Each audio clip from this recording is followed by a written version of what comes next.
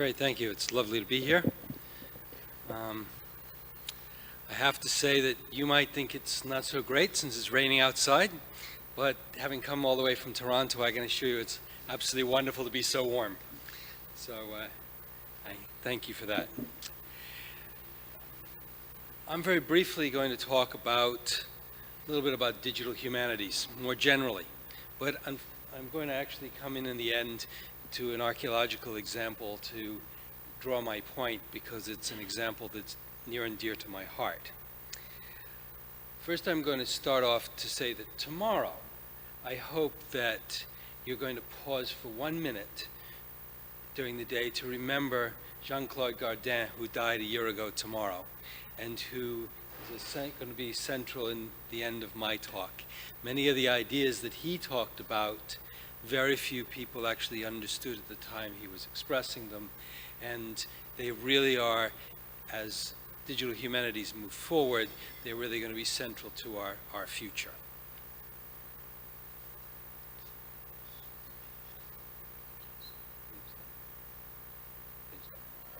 Great. So I was looking for a starting point for a paper, and so I looked back 21 years to when I used to work for the British Academy in London, and I found myself, along with someone else, secretary to a panel on humanities research that was organized by the British Library and the British Academy. And they wanted to know what had actually happened in digital humanities and where was it going. And the chair of that committee was a wonderful guy, Terry Kopok, who actually was the instrumental person in developing the use of GIS in geography. And he was wonderful to talk with, and we did a lot of discussions and looking around, and we charted out what we thought were the achievements from a British perspective in digital humanities. And we looked at where we were going to be going into the future. And what we thought was happening was that we could recognize a change in information and communication practices in response to technological opportunities. And of course, in a myopic kind of way, we thought this change was everywhere because we could see it. And I'm afraid that even today, when we look at this change, we don't see it everywhere. We're still at very early beginnings. There's still lots of things to be done. And those things to be done are similar to the things that we identified 21 years ago. The creation and provision of resources on which scholarship can be carried out. And that just doesn't mean the digitization of digital materials, but it also means the retroconversion and analysis and representation. I'll come on to that in a few minutes later. We recognize that an important thing about digital humanities was the ability to investigate hypotheses, to ask questions, and to use the tools and technologies that humanities provided to allow you to do new things that couldn't be done before. And I don't just mean building concordances to the Bible like Cruddens did in the late 18th century. He spent 17 years to do something that in the early 60s we could do in a matter of under a minute.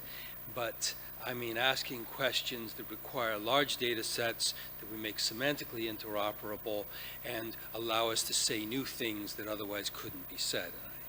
And finally, to test models. And I think Franco Nicolucci's work is really indicative of that sort of thing. But there are a lot of other examples of reports in this. I was involved in helping to produce another one in the US, which built on this and was done with a group of scholars in the US for the American Academy of Learned Societies.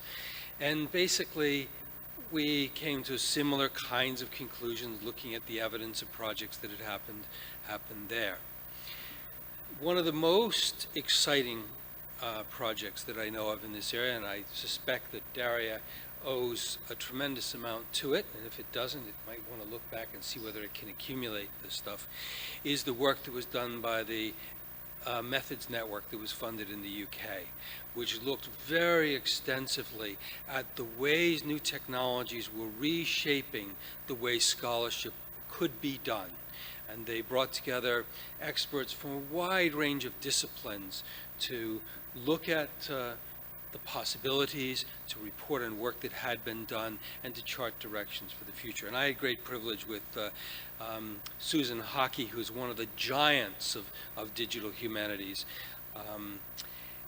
to do the review of that and write a summary analysis of that project. And while I'm touching on Susan Hockey, she was in the 1970s one of the first people to actually demonstrate, along with a professor of philosophy at Oxford, Tony Kenny, the power of digital humanities to analyze text and to provide mechanisms for textual attribution and to explain who authored which texts, in that case in some works of Aristotle, perfectly fitting for this room. And I couldn't call your attention at the very bottom, if you're looking for a resource that really summarizes a lot of stuff in digital humanities. You can look to our own chair today, Costas Dallas, who wrote a fascinating paper on digital humanities. It must be about 10 years ago now almost, that gives a really good summary. And a lot of the issues that he draws attention to in that are still relevant today. But it was funny, and I'm sorry that the gentleman who asked the question about the value and impact of the humanities has left, because I had included a reference to a piece of work that was done at the British Academy in 2004, a decade ago now, that looked at just what value the humanities and the cultural heritage and social sciences actually has to society, in particular the economic value that it helps to generate. And I think that when Daria is looking for its model, it might look to this piece of work and extend this in some way to have some really good arguments as to the power of digital humanities to generate wealth and to generate social good. And I think that was the other point that I did miss when I was answering that question, is that it's not just about economic wealth, it's about social wealth and social good that's important. And I think we need to stress those kinds of things. So I had some particular thoughts that I pulled from the thing that I did with Susan Hockey that I think actually resonate when you start to talk about what digital humanities are about. And you'll notice that I've been very careful not to try to define digital humanities, because it's like three blind men trying to define an elephant. It's virtually impossible. We have three different conclusions as to what it's going to be, and it probably means the same thing to each one of them and gives the same value because they have their own meaning. So some of the things that are extremely essential that we actually look at is that we have to recognize that digital humanities is central to the production of scholarship. And we need to ensure that our students who want to work in the area of digital humanities are adequately skilled to be able to do that. And one of the areas that we find them weakest in is in statistical methods, data analysis and representation, data analytics tools, and knowledge representation. And these, for me, are areas that we need to, especially at the doctoral level, increase the requirements for our students to gain knowledge and expertise in before they become aware of them. Another real problem area is poverty of imagination. Really great digital humanities work is done by people who dare to ask the question that other people say was impossible to answer. And when you look across the work, whether it was the work that Father Buza did with Thomas Aquinas in the 1950s, through to work that was done by Susan Hockey and Tony Kenny in the 80s, through to the nearly 50 years of research in digital archaeology. They're always about questions that other people felt could not be answered. And that's, so it's poverty of imagination is one of the stalling points. So education and training is essential.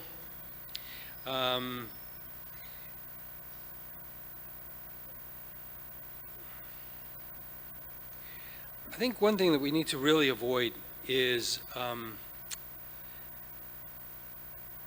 diversion of effort. That we recognize that digital scholarship is not just about doing scholarship, but it's also about the process of creating the tools and mechanisms to make that scholarship possible. And one of the problems that we often face is that digital humanities experts become so engrossed with the prospects of generating the tools to do digital scholarship that they forget the mission for which they've actually started out to do the work, which was to do original thinking in the area of the digital humanities. Could I ask you to do me a favor?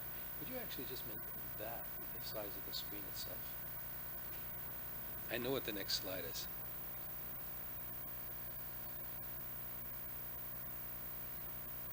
Okay, you can't. Okay, fine. Okay, and the last point that I want to make is access to specialist support.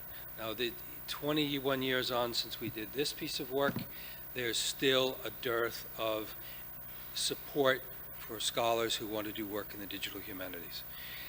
There's more of it, and certainly if you look at the rise of digital humanities centers across North America now, we see an increased investment in staff who are able to support scholarship. But it's far, far in less than we need.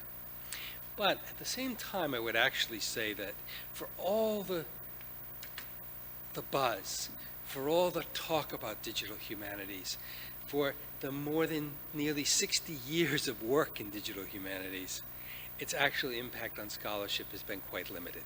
If you compared it to the impact that something like the Human Genome Project had in a 15-year period, the work that we've done in over 60 years of digital humanities scholarship has been very, very limited.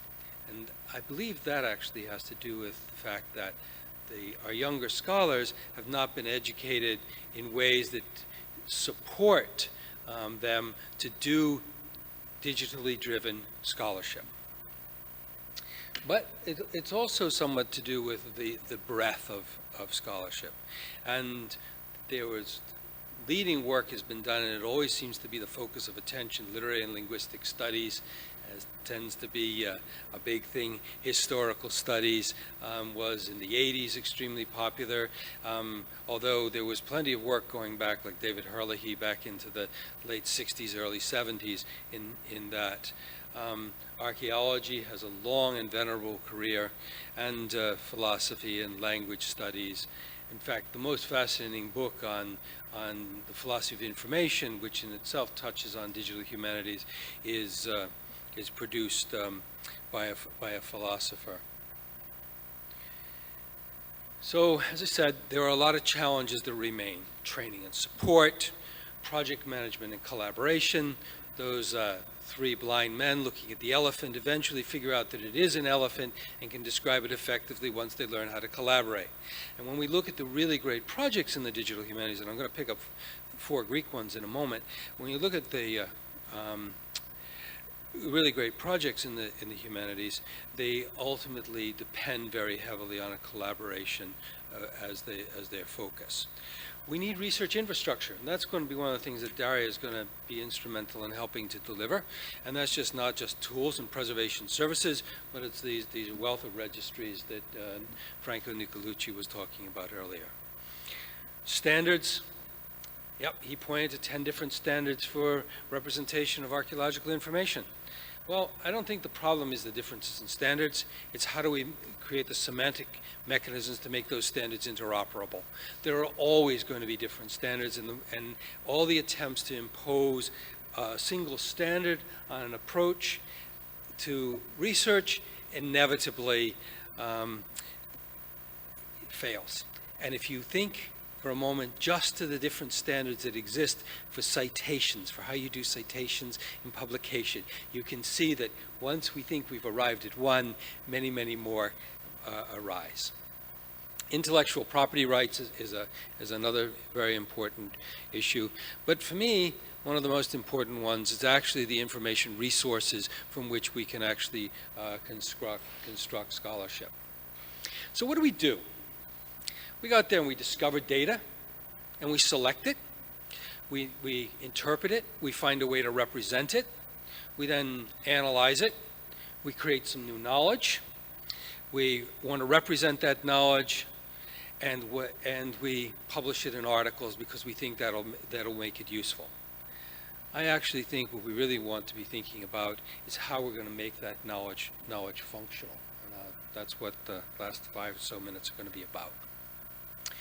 So digital humanities has fundamentally been about the development of new resources to make it possible for us to ask new questions, from my point of view.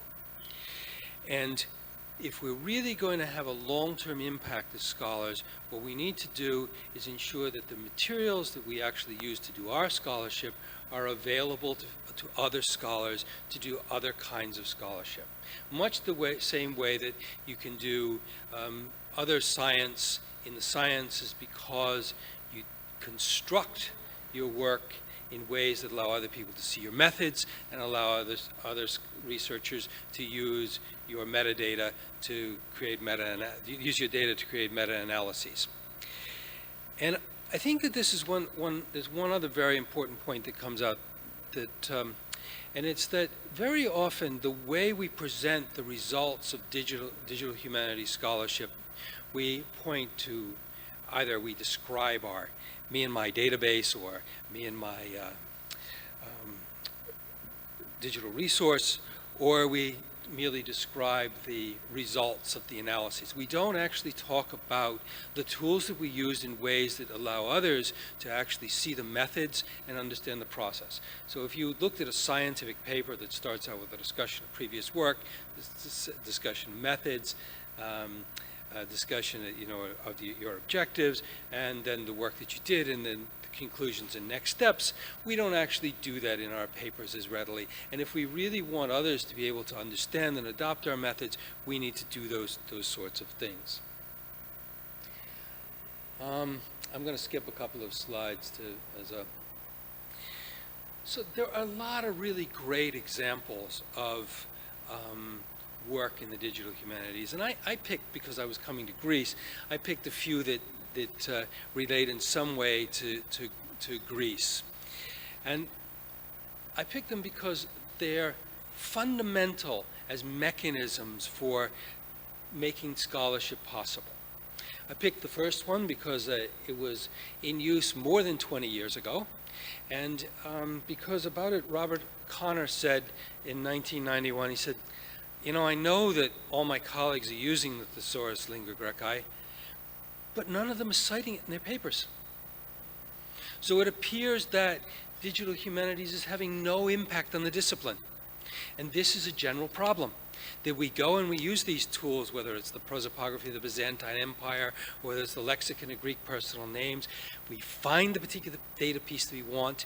We come to the analytic conclusion that allows us to say something new, and we forget the resources that we actually used. We talk about the works of other scholars because we're trained to cite the works of other scholars, but we're not trained to cite data sets. And the problem isn't just that there are a limited number of mechanisms for citing data sets. There are awash with them now. And there are a lot of resource data initiatives at the moment that are even trying to develop more and more sophisticated ones. But these projects also took decades to actually develop. The lexicon of Greek personal names started at Oxford in the 70s, and it's still an ongoing project. It has produced a tool with some 35,000 names that are online, allows you to look at their geographical distribution, understand what period they were used, and so forth. It's an extremely powerful tool. Allows you to do new kinds of scholarship, provides a mechanism for asking questions that you couldn't otherwise ask. So, what should the humanities be in the digital age? It should be data-enabled, if not data-driven. And I first came across this idea back in 1990 when I had the privilege to enter a room with a bunch of academics at the British Academy who said that there were only about a few hundred examples of Romanesque sculpture that are actually cited in all the classical art historical texts about the Romanesque in Britain. But they thought there was something like 60,000 of these bits of sculpture or other bits of Romanesque art, stonework surviving. So what they wanted to do was they wanted to collect these all into something. They were talking about publishing them as books because that's what they had a tradition doing. I proposed that they should do it as a database. But their goal was to create enough data that they could ask new questions. 20 years on, there's 22 years on, they're still working at collecting the data, and whether they've actually been able to answer new questions, we'll wait and see. Digital humanities needs to be more experimental. And we saw it, especially in areas like archaeology, we see virtual reality playing an extremely important role, and we also see simulations as fundamental in disciplines like anthropology. It needs to be knowledge focused. And so the outputs, for me, of digital humanities scholarship should be data resources that allow others to ask questions and functional knowledge representations. In other words, knowledge that you can actually do things and where you actually, the process of creating a formal representation forces you to ensure that there are no dependencies that actually don't interrelate and work well together. 1997, 40 years after the idea had first been proposed, we thought that maybe it was going to be an important thing for the coming decade. But I have to say that very little progress has happened in the last 50 years. This is why I remember Jean-Claude Gardin, because he was the person who, all the way back in 1959-60, just after the first publications about artificial intelligence were coming around, he saw the value of this to archaeology. And he thought that you'd be able to represent all archaeological ideas as read-write operations. And therefore you made archaeological knowledge functional because you created explicit representations of how reasoning was done. And so I just pulled a page from a knowledge base that I built over 24 years ago, 25 years ago, actually a little more than that. The page is a printed page. I have to confess the software that I worked with and the knowledge representation don't work, and I would do it entirely differently now, but it was functional. It took a 1,000-page thesis, which looked at a very narrow group of Anglo-Saxon dress fasteners, a detailed analysis of them, and it linked the discursive knowledge with a database and made it possible for any other expert to actually use that knowledge to identify, in this case, particular groups of Anglo-Saxon dress pins. I have to actually confess that I was inspired to choose Anglo-Saxon dress pins by Jakob Stahl's great book on Greek pins. But anyway, it provided a representation of knowledge as logical and functional arguments, and which are represented in testable ways. And for me, I thought at the time, 24 years ago, that everybody who was doing finds research would start to do this, and before long, all of archaeological knowledge would be encoded in functional methods, and we would do what Frank is doing now with his teams. We'd be integrating all these databases, and we'd be able to ask new questions and refine knowledge over time. But as in many of these things, it takes far longer for trends in cultural behavior and scholarly attitudes to change. So I think as well, when we talk about digital humanities, we need to stop talking about digital humanities that leads to traditional publications. We need to begin to make a transition, a shift in scholarly behavior and scholarly practice, so that we structure our arguments and we present them in more functional ways. So we just don't use the computer to do analysis, but we use it as a tool for representing knowledge. We also need to move from what I call document-based scholarship to scholarship founded on data, to data-driven, data-enabled scholarship, and that's what the creation of all these databases are about. And for that, we need to do much more to reward people, scholars and so forth, and for the generation of those data sets. So, and finally, in the end, as we develop more of these functional knowledge and ontologies, what's going to happen is that we are finally going to come to a point where we can start to talk about what new theory in digital humanities is about. And currently, we have no theory for the digital humanities. We have a bunch of ideas about what different ones of us think that it is, but I think once we start talking about data-driven digital humanities, and once we start talking about knowledge representation in the humanities as a functional process, then we'll be able to come to a new theory about what digital humanities are about. Thank you.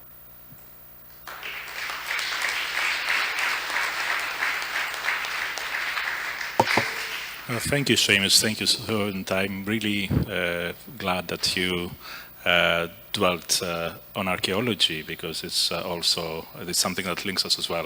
We know each other for a long way since Oxford, and I remember your pioneering studies.